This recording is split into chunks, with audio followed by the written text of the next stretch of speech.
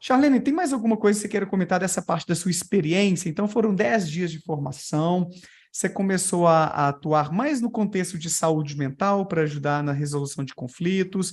Fala um pouquinho, assim, se você se sentir à vontade, né? Um pouco das suas É, atuações, se teve momentos interessantes. Aham. então, eu já tinha feito a faculdade de psicologia, mas nunca tinha atuado como psicóloga, nem tinha tirado CRP, nada. Eu só fiz a faculdade de psicologia. Isso é uma coisa que eu queria deixar muito clara. Ah, Eu entendi, nunca tinha entendi. clinicado, não clinicava. E Aham. logo depois que eu me formei, minha filha era muito pequena e eu fui me dedicar à maternidade durante um tempo e depois fiquei pensando sobre algo a fazer, mas eu me sentia muito insegura nessa questão de clínica. Então eu postergava tirar o CRP por conta disso, eram umas questões internas minhas. E nesse momento eu resolvi fazer esse curso de constelação familiar e naquele momento abriu-se um mundo para mim de possibilidades na minha cabeça naquele momento. E eu comecei a atuar como consteladora, só que como eu também não tinha experiência, eu sempre tinha uma outra pessoa comigo que era consteladora há muito mais tempo do que eu, e é uma psicóloga, eu não vou, obviamente, citar nomes, e que ela ficava no meu suporte. E ali eu aprendia, ela basicamente fazia e eu ali. Então eu sempre fazia com ela, eu nunca fazia sozinha porque eu não tinha essa, eu sentia que eu não tinha essa capacidade de fazer isso, mas eu atuei durante um tempo fazendo esses encontros. E aí, quando você fala que aplicou a sua vida também, então Uhum. você acabou intervindo ali, auxiliando essa sua amiga, e você colocou isso na sua vida, de alguma maneira. Você, tipo, levava algumas dessas ideias para refletir sobre as suas relações interpessoais. É, Se você então, quiser entrar nisso, tá? Se não se sentir não, à eu vou vontade. entrar, é porque é um assunto Tá. pessoal. Assim, existem dois motivos muito fortes pelos quais eu saí da constelação familiar. O primeiro é uma grande amiga, psicóloga, a especialista em TCC, Maria Eduarda. Ela que me apresentou a você, inclusive. Minha eterna Olha só. gratidão a ela. E ela, com muito tato, aos poucos foi me mostrando essa questão sobre esse pensamento crítico, né? Ou essa falta de pensamento crítico, né? E conforme eu ia questionando algumas coisas, ela com esse tato veio mostrando para mim que conforme mais eu ia estudando, mais esse pensamento crítico me levava para um outro lado e não para aquilo que eu estava fazendo. E ela teve uma grande importância na minha virada profissional e hoje para eu ser psicóloga clínica e a psicóloga que eu sou. Assim, eu deixo esse meu agradecimento público aí a ela. Legal.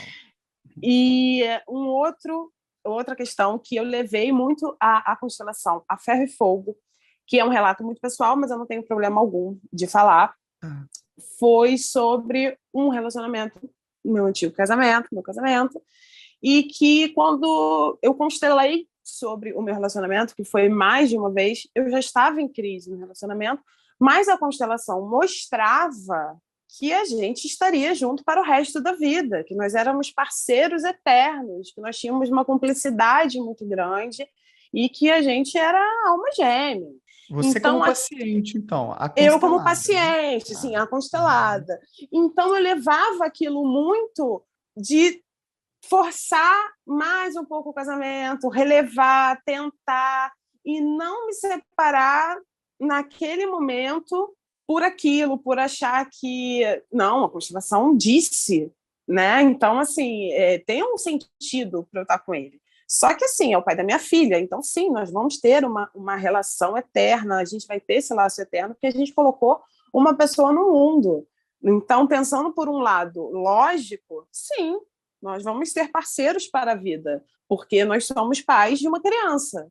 Mas naquele momento aquilo ia muito para o meu lado sentimental, de que não, nós somos essa alma gêmea e nós vamos conseguir.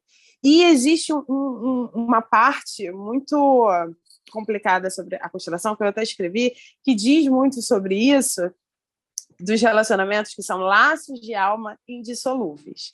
E ele vai perdendo a força em outros relacionamentos. A cada novo relacionamento, nós entramos com menos, porque a gente já deixa as coisas com os outros relacionamentos. Então, assim, se ele foi meu primeiro casamento, se eu me separasse dele, eu amaria menos, eu não me esforçaria, eu me esforçaria menos, eu seria menos feliz com outra pessoa, tudo seria menos outra pessoa por essa hierarquia desses laços afetivos. A Então, isso... precedência nos laços amorosos também, né? Um peso maior nos Sim, anteriores. existe essa precedência, tanto da precedência de que os filhos só são felizes se os pais, se eles estiverem no lugar de filhos. Entende? Tipo, o pai e a mãe, eles têm que se amar mais do que amar o próprio filho, porque a relação deles veio primeiro do que a existência do filho. Então, o filho sofre várias coisas ao longo da vida quando os pais viram só pais e deixam de ser um casal. Então, isso me gerava uma culpa interna muito grande por eu ter uma filha, por tudo isso, assim. E o que me fez sair disso foi a terapia com psicólogo de verdade. Eu fiquei 1 ano elaborando isso, antes de começar a clinicar, antes de começar a pensar em ser psicóloga de verdade, né? Porque só a formação de 5 anos não faz ninguém um psicólogo, eu acho também isso. Existe todo um estudo eterno. Exato. Mas, e depois de 1 ano de terapia, sobre essa questão específica, eu me separei. Porque eu sentia Claro, existia amor, existia um carinho, existia um apego pelo meu ex-marido, tudo isso. Ok, né? Do lado, vamos dizer, do lado lógico da situação. Mas existia muito esse meu pensamento de que, mas na constelação dizia, e isso me prendia muito. Então, assim, o meu relato muito pessoal, além do meu pensamento crítico ao longo do tempo, quando eu fui estudando e fui vendo outras coisas, foi essa minha experiência como constelada, né? Como consteladora. Aí, vivendo na pele, você acabou se questionando ainda mais sobre Sim. aqueles pressupostos, aquilo que é colocado e que, indubitavelmente, impacta a vida das pessoas, né, Charlene? Então, aquilo que a gente conversou mais no início da live, que pode ter gente que sai de uma sessão se sentindo melhor, Sim. não é? Tendo um insight, com uma proposta de uma mudança. Eu não duvido que isso ocorra, porque isso pode ocorrer em vários contextos e tem diversas explicações para isso, inclusive.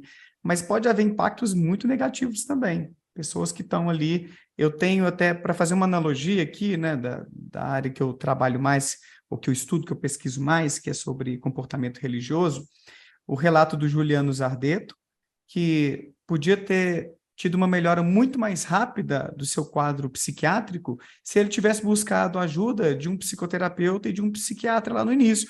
Mas ele ficou tratando no centro espírita problemas que são psicológicos, que são psiquiátricos. Então, às vezes, você toma ali uma frase, um líder te fala alguma coisa, olha, isso aqui é espiritual, então a gente tem que tratar aqui. E você pode complicar ainda mais sua saúde mental. Então, nesse caso, aí só fazendo uma analogia, né? Às vezes a constelação familiar vai fazer uma afirmação, aquelas frases de poder que você falou, ou alguns conceitos, alguns pressupostos que não se aplicam à pessoa, que vão fazer pior, vão, às vezes, fazê-la postergar decisões importantes da vida e arrastar algumas coisas, ou tomar decisões que vão totalmente na contramão do seu bem-estar. A minha preocupação é essa, sabe, Charlene? Eu não sei se você compartilha comigo, mas muitos dos divulgadores científicos que têm essa atitude combativa que a gente fala, as pseudociências, para alertar a população de que tem práticas que não são cientificamente embasadas e que elas podem ser prejudiciais para a saúde mental, para a saúde como um todo. Não é que as pessoas não possam procurar isso e que essas pessoas que oferecem essas práticas não científicas ou pseudocientíficas têm que ser impedidas de oferecer. Eu acho que aí seria um pouco radical, sabe? Uma atitude muito de proibição. Não é essa a proposta nossa, de proibir essas coisas.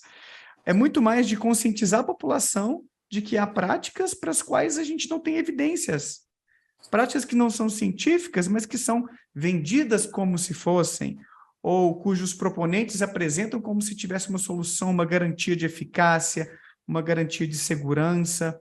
Então, a nossa luta é muito mais por isso. A gente não está querendo proibir ninguém de nada. Se você se sente bem, seja livre para procurar o que você quiser. Mas tenha consciência também. Se você puder acessar informações, desenvolver o pensamento crítico para tomar decisões mais acertadas, tanto melhor. E a gente está nessa luta para ajudar essas pessoas a tomarem decisões mais conscientes, mais acertadas.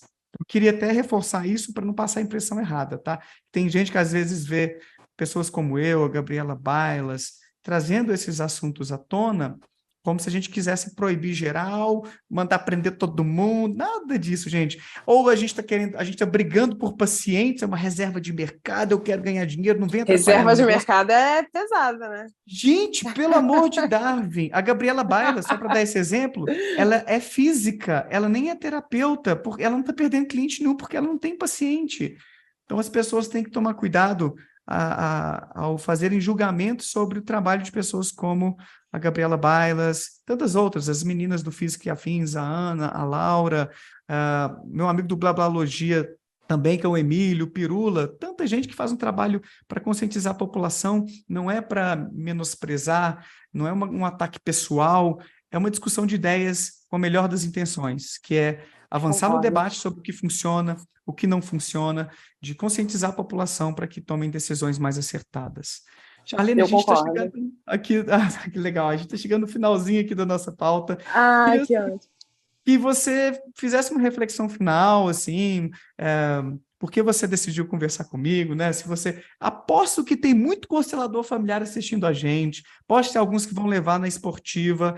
Por exemplo, depois do meu debate no Senado, com alguns consteladores em março deste ano, boa parte veio até mim depois da discussão, que eu fui presencialmente e os meus colegas não foram, só eu que consegui. E tiveram um papo comigo super saudável. Daniel, interessante os apontamentos de vocês, estamos aqui para dialogar qualquer coisa. Tem muita coisa que Bom, a gente né? tem que amadurecer, crescer, então é legal a gente ouvir esse lado de vocês, de cientistas que têm essa visão crítica sobre a evidência e tudo. Então eu sei que tem gente que é maduro para o debate. E eu espero, meus colegas, que a gente esteja também maduro para trocar essa ideia para que todo mundo saia ganhando no final. Se houver algo bacana na constelação, que isso seja descoberto e que isso seja aproveitado em diversas terapias por aí. Concordo. Se não houver nada de tão inovador, ou que tiver de bacana, teve gente que comentou no chat mais cedo, o que tem de bom já existe no psicodrama, por exemplo, então não é nada inovador, né? Foi só emprestado do psicodrama. Não sei, não conheço bastante, mas também para dialogar. Charlene, deixa suas considerações finais. Se tiver alguma coisa que você não falou lá atrás, se você quiser acrescentar, complementar, fica à vontade que esse tempinho final aí é seu. Tá bom. Primeiro, eu queria agradecer a você, Daniel, a oportunidade, né, de conversar sobre isso e de eu falar da minha experiência, tanto profissional quanto pessoal, quanto a isso. Eu acho que você foi muito pertinente no que você falou agora sobre não é que seja ruim, não, né, é ruim no caso de proibição, ninguém está proibindo ninguém a nada, só que eu acho que todo mundo, quanto maior informação a gente tem sobre todos os assuntos, é melhor para a gente. Então, os estudos científicos, né, esse pensamento crítico sobre a ciência, para mim, hoje, vai muito relacionado a isso. A constelação me trouxe muitas coisas que eu amadureci sobre, né, teve um papel muito importante na minha vida, até na minha vida profissional hoje como psicóloga, do trajeto que eu fiz, só que eu acho que conforme eu fui estudando e eu fui vendo, estudando ciência, eu vi que não cabia mais a mim estar naquele papel de consteladora. Então eu resolvi sair e tirar uma CRP e fazer uma pós-graduação e fazer uma especialização. Hoje eu sou psicóloga clínica, e acredito muito na ciência, estudo pra caramba, e eu sei que eu vou estudar pra caramba para sempre, e estou muito feliz com isso também. E eu acho que é isso, assim, atendo meu @, né, que eu falei que ia falar para vocês, verdade. né? Tá aqui embaixo na descrição do Tá vídeo, quem quiser conhecer o trabalho da embaixo. Charlene lá no Instagram. É o me lembra aí, sentir... Como é que é Para mesmo? sentir psi. Para sentir psi. Eu estou terminando agora a pós-graduação em ACT. O Tiago, que você falou, foi meu professor agora, acabei de fazer um curso com ele. Tiago é maravilhoso, sim. Que legal, o Tiago é ótimo, mindfulness, né? Que ele é especialista, sim. fantástico. Eu fiz um curso de mindfulness com ele, legal. Ele é ótimo. Legal. E é isso. Prazer. Muito bom. Espero que a conversa tenha sido boa e proveitosa, né? E que tenha sanado algumas dúvidas. Ó, para mais de todo 800 mundo. pessoas vendo a gente. Então, assim, Ai, meu Deus! significa que o papo foi bom, viu? A Rafaela Que Lemos acabou bom! de mandar aqui um superchat falando parabéns pela coragem, Charlene. Então é isso, Charlene. Obrigada. Pessoal super curtindo aqui. Agradeço demais pela presença. E aí, bom ou não? Aqui é o Daniel Gontijo. Espero que você tenha curtido esse corte. Clica aqui para ver a live completa lá no meu canal principal. E para ver mais vídeos nessa pegada, não deixa de se inscrever por lá e por aqui também. Um abraço, tchau!